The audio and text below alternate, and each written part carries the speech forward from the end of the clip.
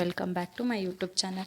ನಾನಿವತ್ತು ನಿಮಗೆ ಲೀಫ್ ಸೆಂಟರಲ್ಲಿ ಟ್ವಿಸ್ಟೆಡ್ ಜರ್ದೋಸಿ ಸ್ಟಿಚ್ನ ಹೇಗೆ ಹಾಕೋದು ಅಂತ ಹೇಳ್ಕೊಡ್ತೀನಿ. ಮೊದಲಿಗೆ ಥ್ರೆಡ್ನ ತೆಗೆದು ಜರ್ದೋಸಿನ ಇನ್ಸರ್ಟ್ ಮಾಡ್ಕೋಬೇಕು. ಅದಕ್ಕೆ ಒಂದು ನಾಟ್ ಹಾಕೋಬೇಕು.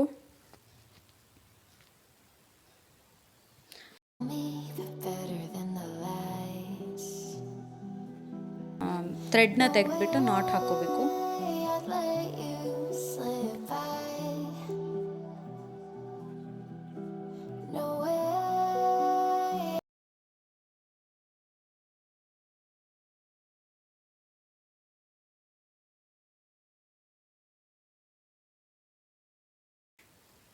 ನಾಟ್ ಹಾಕಿದ ಮೇಲೆ ಅದು ರಿಂಗ್ ಫಾರ್ಮೇಷನ್ ಆಗುತ್ತೆ. ಆ ರಿಂಗಲ್ಲಿ ನೀಡಲ್ನ ಹಾಕ್ಬಿಟ್ಟು ಟ್ವಿಸ್ಟ್ ಮಾಡಬೇಕು. 1 ಟೈಮ್ ಇಲ್ಲ 2 ಟೈಮ್ ಟ್ವಿಸ್ಟ್ ಮಾಡಿಬಿಟ್ಟು ಅದನ್ನು ತಗೊಂಡು ಲೀಫ್ ಸೆಂಟರಲ್ಲಿ ಒಂದು ನಾಟ್ ಹಾಕೋಬೇಕು.